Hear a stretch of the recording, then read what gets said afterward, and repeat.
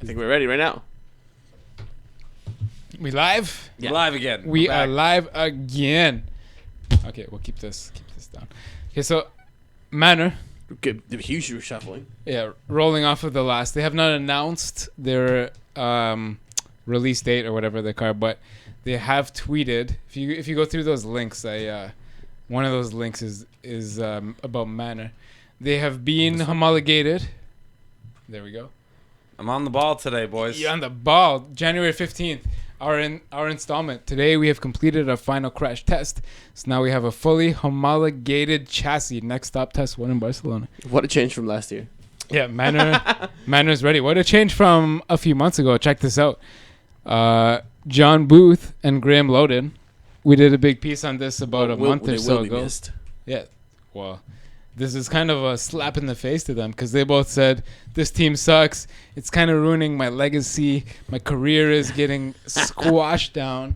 This sucks for my future. I quit. Right? Well, they just had some disagreements with the new management. Yeah. Well, yeah. I'm sure there was some of that in there. Can you bring up Nicholas Tombazis? Tombazis. I believe the British people will call it Tombazis. Tombazis, yes. Oh, wait, is it not... Tombazis. Oh, right. Yeah. So, Manor's ready to go. They have announced, made public Nicholas Tombazis as their aero chief going forward, which is interesting. He worked for Benetton, McLaren, and Ferrari for the last 23 years. He's a guy with experience. Yeah, he's a badass. There he is, right there, leaning over the Ferrari into the cockpit. Felipe Massa. He's actually been Ferrari's chief design engineer for the past 9 years. Now he works for Marussia. Marussia has pulled him in. They've locked him down. He works for them now. Nice. They've got the Mercedes engine going forward. Okay. So a lot of bright lights ahead of them. You know what I mean? Mercedes power. They've got a Williams gearbox for this year, which has proved itself. Right. Williams didn't have any problems that we know of with their gearbox last year. No, not really. And also a tech partnership with Mercedes going forward. Or right. Not with Mercedes, with Williams. Right, with Williams. For the whole drive shaft or whatever. Yeah, for the full drivetrain and any info gained off of that transmission. That's basically it. But and their partnership with Mercedes, that it's right. Not to be understated. We don't have a date yet for their unveiling. I'm sure they're gonna have some sort of exciting livery that they've put together, and that's it. Cool. Yeah. Right. Manor kick ass. Let's do it. Bring it up. Beat Sauber. If they can beat Sauber this year, that would be some fucking big news, right? Yeah, though. I think they will, and I think they're gonna be a midfielder to definitely watch. Them Sauber and Haas together, it might be a interesting race. We still have to at least for the first find out exactly who they're gonna put in their cars, and I'm sure that might change from week to week, but it could change throughout the year. Lots of interesting stuff for Manor, and really wish them all the best. That team. The fact that they survived 2015, they went through some tough times, and they're on the up and up. And exactly like you said, good luck to them. Yeah, they out-survived Caterham and HRT Hispania. They did it, man. Yeah. They've gone through a bunch of owners. They've gone through a bunch of principals. And last year, man, at around this time, we were reporting about how their shit was being auctioned off. Remember? Yeah, there was a riot at the factory, and they almost sold everything. Yeah, no, what a turnaround. It's good for them. Anyways, we'll be right back. The final segment of the week. We're gonna do some odds and ends, some bullshit stories about Lewis Hamilton, some Tigers, odd bits. Thanks for listening.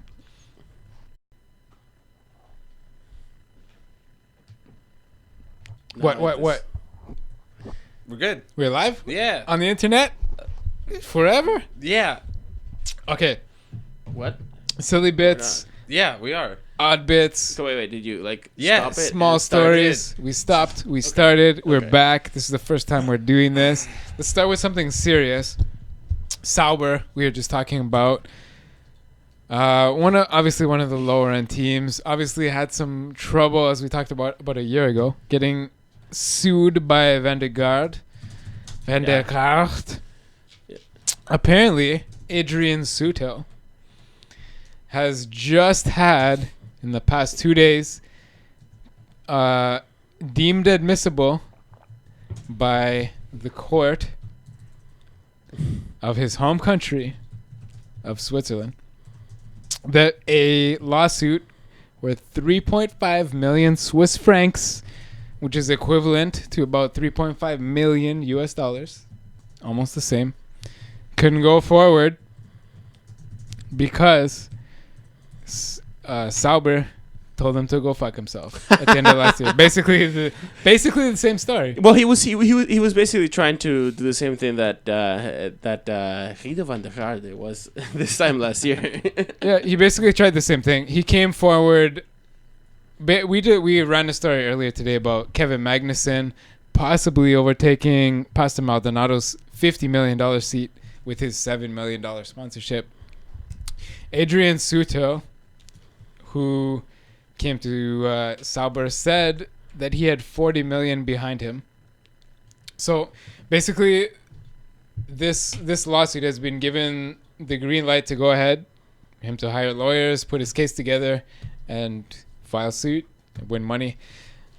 Sauber has come forward saying that basically Sutil had acquired penalties in Formula One, which negated some of his driving skill at least. He had poor performance. He had no $40 million that he promised. He had been in certain press conferences and media days critical of the team. And finally, this is I find the most hilarious. Yeah. Had stalled the car more than one time. He stalled the car. Jesus. So we will definitely be following this going forward. But his lawsuit has been given the green light that he has enough evidence to challenge for $3.5 million for a canceled contract by the Sauber F1 team to hire Adrian Sutil for last year, for 2015. So this would have been the body that wouldn't have recognized that would have been the contract recognition board, which is kind of all part of like the system that F1 has to like settle any like contracts in between drivers and the teams. Right. Basically, Adrian Sutil is alleging that he had a signed contract with Sauber and they neglected to fulfill their end of it. For last year, 2015. Yeah. Right. Yeah. The same. Yeah. His lawsuit's coming late, but it's more or less the same as Van der Garde came forward with. Except it's not gonna work at all. Well, we'll see, but yeah, I doubt it. Mm-hmm.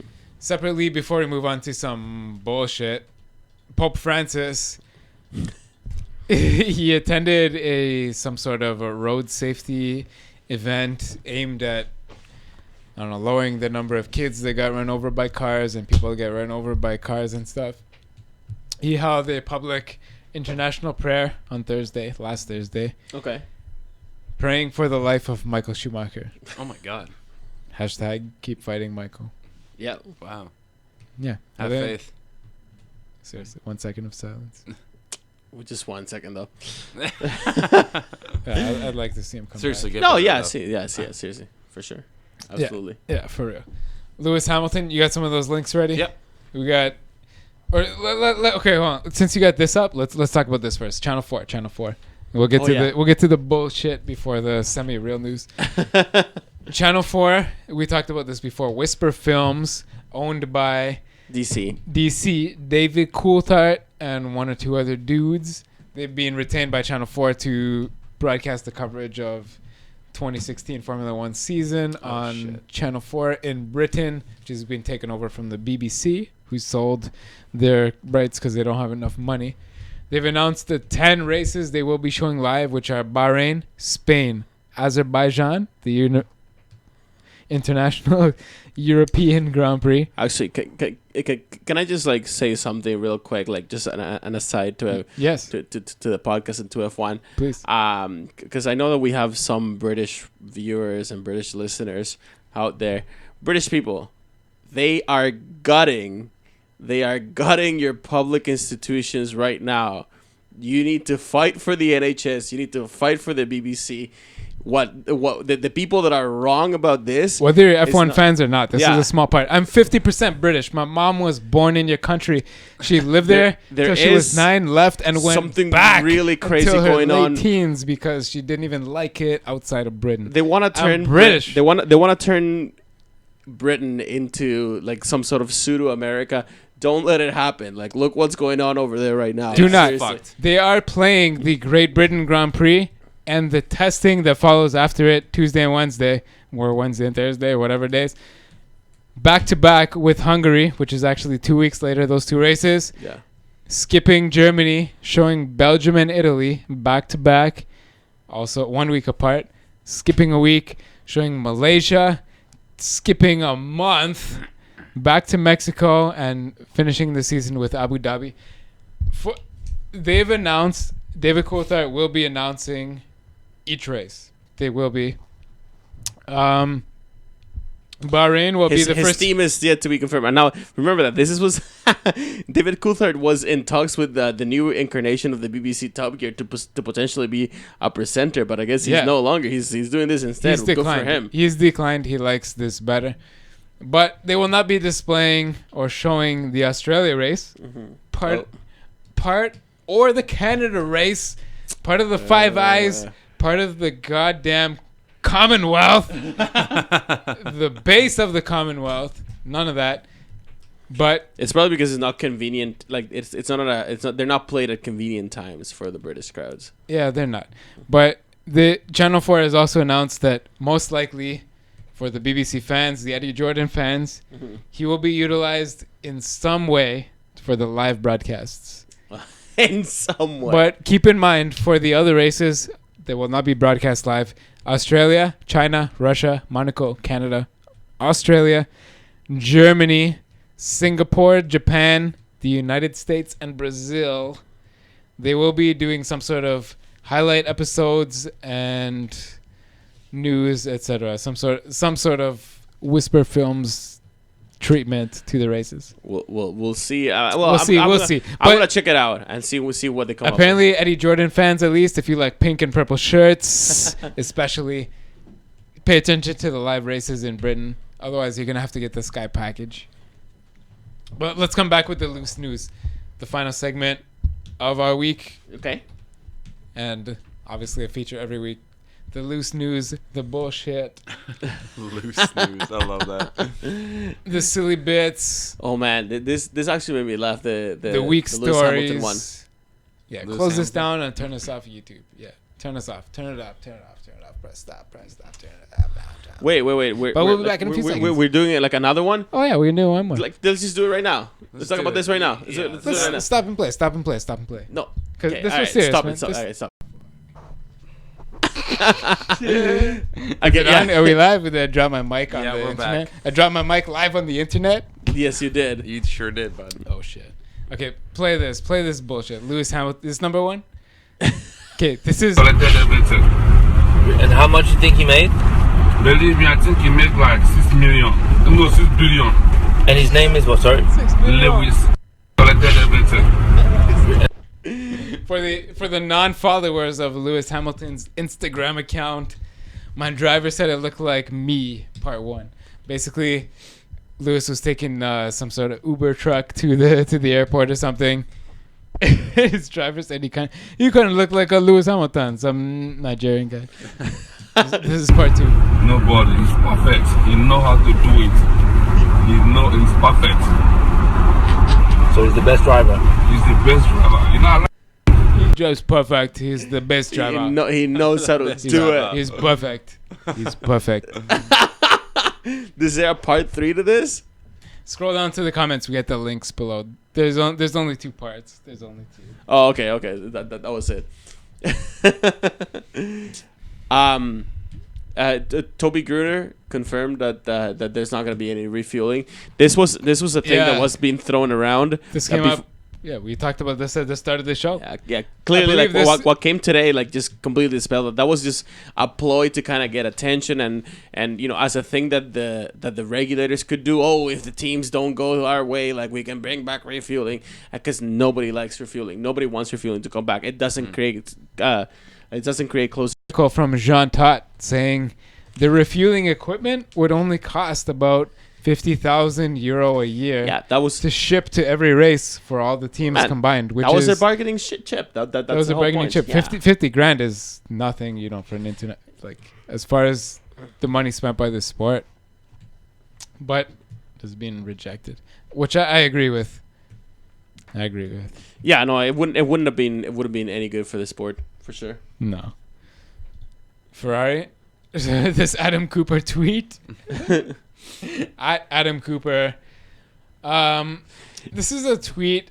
Adam Cooper is an F1 journalist. I'm sure some people have had their suspicions in the past.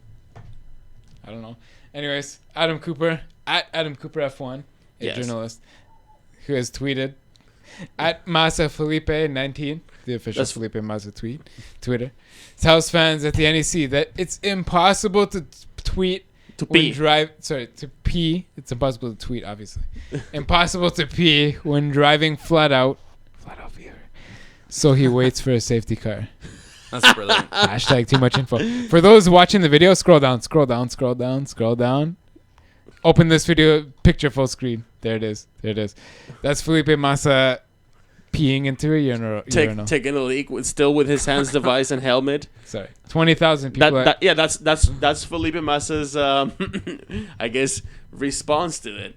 That's hilarious. He's like, yeah, I pee all the time, like humans It's do. the first time, yeah. That's brilliant. Maybe one more I got here. Ecclestone, no stranger to saying dumb things. Of course. And women in racing, as we've been peripherally following throughout the history of our podcast. Yes. I don't know. We really want this to happen. On and off. This has kind of gone against it. Ecclestone said women, in quotes, wouldn't be taken seriously if they did make it into Formula 1. Yeah, but that's what he said about 17-year-olds, and look at what happened with Max Verstappen. That is what happened with Max Verstappen. Yeah, no, he's an idiot. He's right about many things, but he's proven to be wrong more recently about many more things than he's right. Absolutely separately, and absolutely related to this quote, though. Toto Wolff, if you don't know, the wife of Mrs. Wolff. Right. the husband. Wolf, yeah. The husband of his wife, Mrs. Wolff. Susie Wolff. Yeah. Williams reserve driver. Right. Last year. Up until she quit, because she was like, clearly they're never going to take me seriously. She quit racing for reasons we can all speculate, but she said officially that she is retiring from racing. That Mr. Wolff, Toto said, Susie would make a good enough driver to drive for a midfield team. Well, if that midfield team is the Lotus of last year, she probably is better than Pastor Maldonado. Let's be honest, she probably is. So he's very German and very to the point, but he's kind of a dick in the sense of telling his wife that you're probably gonna have to work for a midfield team. Yeah. You're good for F1. Yeah, for a midfield team. Not my team. It's kind of like saying, like, yeah, you're probably the most beautiful girl in the room.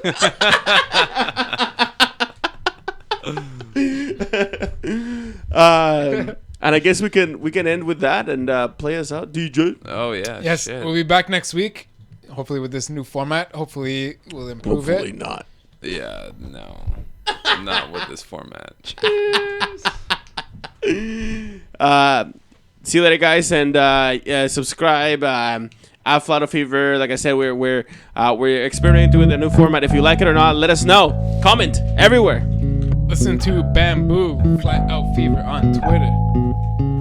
Flat Out Fever on Reddit. Email show@flatoutfever.com.